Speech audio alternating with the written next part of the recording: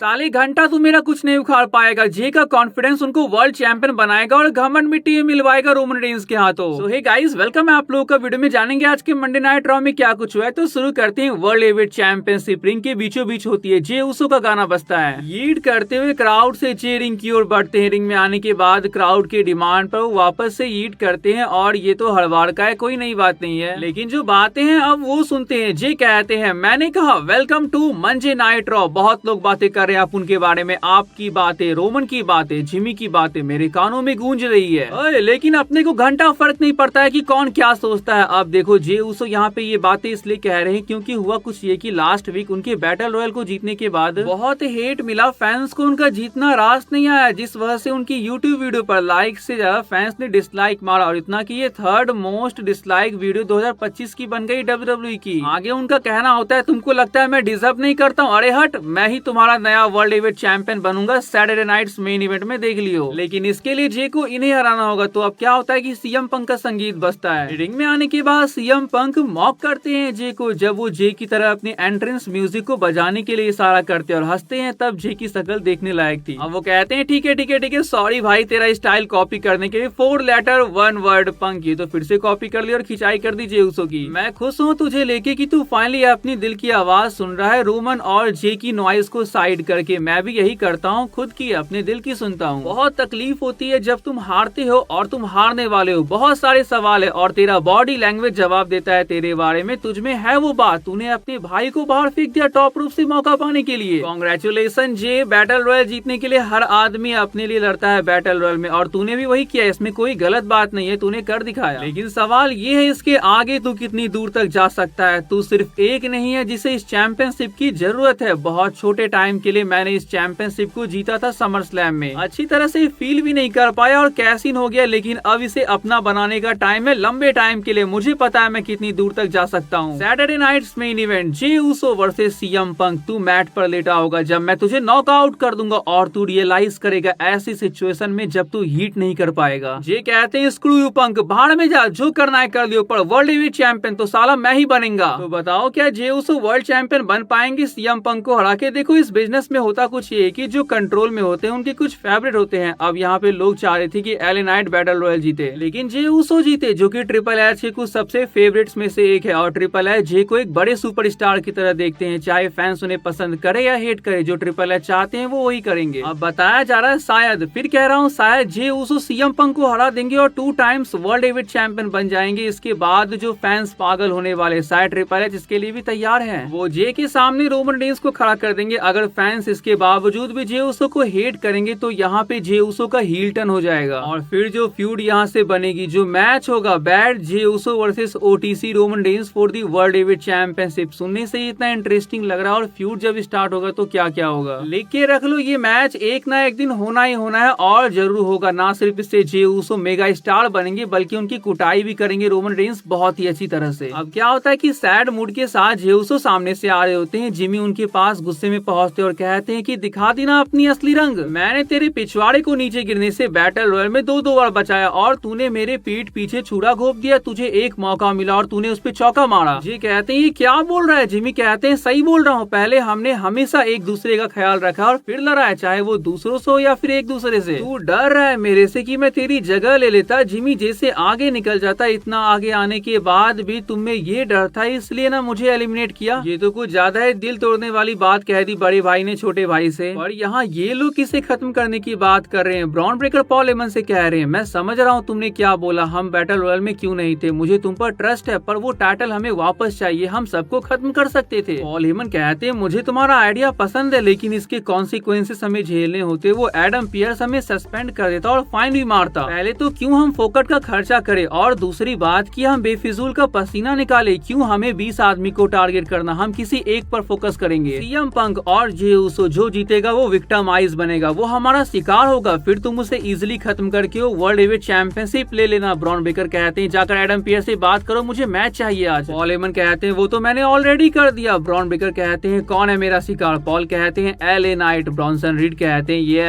तो विजन के रिंग में आने के बाद पॉल हेमन, ब्रॉनसन रीड और ब्रॉन ब्रेकर को इंट्रोड्यूस करते हैं। इसके बाद एले नाइट के यहाँ आने के बाद ये मैच स्टार्ट होता है। Guys, you believe it, this weekend is LA Knight 67th birthday. आप देखो, ये ब्रॉन ब्रॉन का टैलेंट है ये हमें तब देखने को मिलता है जब वो बीच मैच में अपने ओपोनेंट को ट्रोल करते हैं। वैसे ये कंफ्यूजन मत रखना कि एले नाइट का इतना एज है, नहीं इतना एज नहीं है उनका। मैच के रिजल्ट की बात करें तो यही होना था, स्पीयर लगता है एंड इसके बाद ब्रॉन ब्रेकर इस मैच को जीत जाते हैं। और हाँ, पॉल हेमन यहाँ पे इशारा करते हैं ब्रॉन ब्रेकर की वेस्ट की तरफ साइन करते हुए कि यहाँ पे टाइटल आने वाला है। अब वापस बैक स्टेज चलते हैं, जिमी ऊसो जे ऊसो से मिलते हैं। जिमी ऊसो ने तो अपनी बात कह के यहाँ से चले गए थे, लेकिन जे ऊसो क्या कहना चाहते थे उन्होंने ये तो सुना ही नहीं। जे कहते हैं सुना मैंने, तूने क्या बोला, तू मेरा भाई है, अपन तेरे से बहुत प्यार करता है, कुछ चीजें कभी चेंज नहीं होती। अच्छा बता मुझे तू क्या करता अगर तू मेरी जगह होता, क्या तू मुझे टॉप रूप से नहीं फेंकता? रोमन विजन पंक ने मेरी जिंदगी झंड बना रखी है, तुझसे कोई प्रॉब्लम नहीं है भाई, चलो अंत भला तो सब भला। भाइयों के बीच नोक झोंक चलती रहती है लेकिन प्यार हमेशा बना रहना चाहिए। पेंटा वर्सेस रूसेव का मैच हमें देखने को मिलता है आईसी टाइटल के लिए नंबर 1 कंटेंडर्स मैच। जो जीता उसको डोमिनिक के अगेंस्ट मैच मिलता। तो कौन जीता? वैसे तो डोमिनिक ने पहले भी इन दोनों को हरा रखा है, फिर भी मौके इन दोनों को चाहिए, इसलिए तो भाई ये एक दूसरे के फिनिशर पर किक आउट कर रहे होते हैं। मैच चल ही रहा होता है कि अमेरिकानोस इनके ऊपर अटैक कर देते हैं, पर क्यों, इनका क्या इससे लेना देना है? डोमिनिक को इस मैच की खबर थी, वो फिन और जेडी से हेल्प मांगते लेकिन वो हेल्प करने से मना कर देते, तो डोमिनिक किसी को कॉल करते, तो ये कॉल एल ग्रंदे अमेरिकानो को था। लेकिन रूसेव और पेंटा कमबैक करते हैं, इसके बाद अमेरिकानोस को यहाँ से भागना पड़ जाता है। लेकिन डोमिनिक जो चाहते थे वो तो हो गया नहीं, इससे भी बुरा हुआ डोमिनिक के साथ। पेट पिटाने के बाद अमेरिकानोस बैक स्टेज डोमिनिक से मिलते हैं और एडम पियर्स डोमिनिक से उन्हें मिलते हुए देख लेते हैं। ऐसे में इंटरकॉन्टिनेंटल चैंपियनशिप के लिए एडम पियर्स क्या करते हैं कि वो पेंटा वर्सेस डोमिनिक वर्सेस रूसेव का मैच कंफर्म कर देते हैं। सैटरडे नाइट्स मेन इवेंट के लिए triple threat match JD McDonagh versus seems का मैच हमें देखने को मिलता है। मैच में क्या होता है कि सेमस की सलेले से फिन बैलर उन्हीं को मार देते हैं। इसके बाद जेडी आसानी से इस मैच को जीत जाते हैं और ये बहुत बड़ी विक्ट्री है उनके लिए। मैच के बाद फिन और जेडी यहाँ पहुंच जाते हैं एडम पियर्स के पास और वो रीमैच मांगते हैं वर्ल्ड टैग टीम चैंपियनशिप के लिए और एजे स्टाइल्स इस मैच के लिए हाँ कह देते हैं। निकी वेला वर्सेस रॉक्सन पेरिस का मैच हमें देखने को मिलता है। कि स्टोरी मैं आप लोगों को बताता हूँ, जब रॉक्सन बहुत छोटी थी एज अ फैन एक फैन मीटअप में निकी से मिलते हुए कहा था कि वो उन्हें फेस करेगी एक दिन। निकी ने तब बोला एक टैग टीम मैच में, रॉक्स कहती है नहीं एक सिंगल मैच में। तो देखो रॉक्सन पेरिस की हार्ड वर्क ने उन्हें इस मुकाम पर ला दिया कि आज वो निकी वेला को फेस कर रही है। तो मैच कैसा रहा? ठीक ठाक मैच था, रॉक्सन मैच को जीत जाती है। मैच के बाद रकील अटैक कर देती है निकी के ऊपर, तो ऐसे में स्टेफनी वकैर आती है उन्हें सेव करने के लिए। स्टेफनी वकैर को देखकर रकील कुछ नहीं करती, इसके बाद वो रिंग से बाहर निकल जाती है। अब जो होना होगा वो नेक्स्ट वीक होगा, क्योंकि अगले हफ्ते के लिए Stephanie वकैर and Nikki Bella versus Roxanne Perez versus Raquel Rodriguez का मैच कंफर्म हो गया है। आज का हमारा main event match women's tag team championship के लिए था, Bayley and Lyra Valkyria versus Alexa Bliss and Charlotte Flair. Match सही था, सबसे खास बात ये थी कि इनकी केमिस्ट्री कमाल की थी, जिस वजह से हर मूव परफेक्ट और स्मूथ लग रहा था देखने में। वैसे मैच का रिजल्ट ये निकलता है कि Alexa Bliss and Charlotte flare अपने टाइटल को रिटेन करती हैं एंड इसके बाद काबुकी वॉरियर्स का उनके ऊपर अटैक हो जाता है। लायरा को भी ये लोग लपेटे में ले लेते हैं, लेकिन बेली के आने के बाद बेली के डर से ये लोग यहाँ से भाग जाते हैं। तो आज के इस वीडियो को ही पेंड करते हैं, कोई सवाल है तो कमेंट कर दीजिएगा आप लोग। वीडियो अच्छी लगी तो चैनल को जो सब्सक्राइब कर लीजिएगा। मिलते हैं नेक्स्ट वीडियो में, तब तक के लिए bye and take care guys.